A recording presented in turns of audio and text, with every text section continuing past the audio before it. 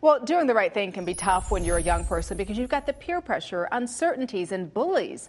Lori Diez has written this book. It is called Angel or Not, Angel for Sure, that addresses these issues through the eyes of a young Catholic girl who has to decide whether, well, to be an angel or not.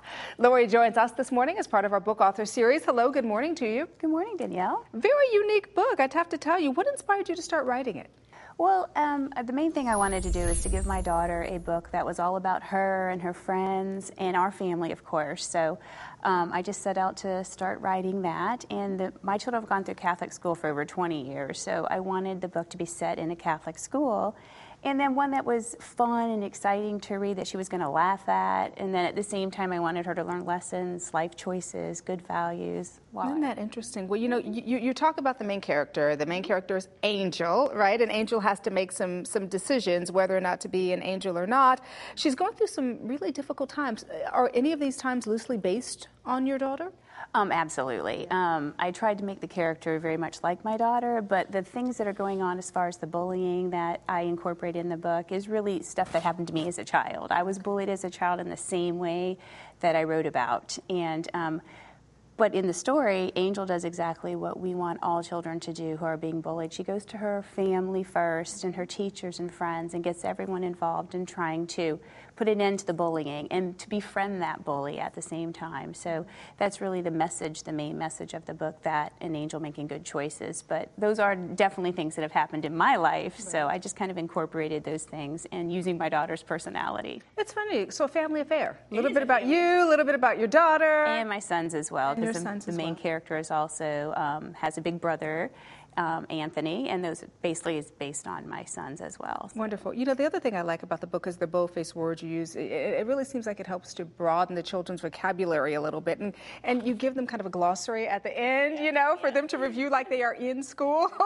but it really is a learning experience, right? In more ways than one. Absolutely. I wanted, because my weak spots are spelling and vocabulary, so I wanted to make sure that if a child came across a word that they don't know, that it was bolded and they could flip right to the back of the book and get a definition for that. And the teachers are loving it. When I go to the schools and I talk, you know, the teachers think it's phenomenal that they have all these vocabulary words that they can now use to incorporate in their curriculum when the children read the book as well. So, yeah, always about learning. All right, so we're talking about a book that's geared towards 3rd through 6th graders, obviously set in a Catholic school. How has the book been received by the Catholic community? Actually, they're really embracing the book for me and promoting it as well. The teachers and principals love it. And so, because there is not another book like this book, when I was writing it, I didn't realize that there just is not a book that was based in a Catholic school and that promoted our faith and our morals and values, and at the same time, I bring in talk about saints and priests and Mother Teresa. So of course the Catholic community is loving that because it's just reinforcing what our children already know and what our children are learning in their everyday life at school. So. It's always an important thing, and I know one of the things that's important to you and is near and dear to your heart is that you've decided to donate a large portion of all the profits in the book to the Children's Board Heart Gallery of Tampa. Tell me about that. I've decided to donate 75% of the profits to the Children of the Heart Gallery. And what the Heart Gallery is, it's a photographic gallery that travels around to different venues like churches and malls, and anywhere there's a lot of public awareness. And it has been instrumental in helping to increase the adoption rate by 40% nationally to get these children out of foster care and into permanent loving families. And so the money that I had generate will actually go toward these children's and making their lives a little more normal, providing them with things that they otherwise would do without.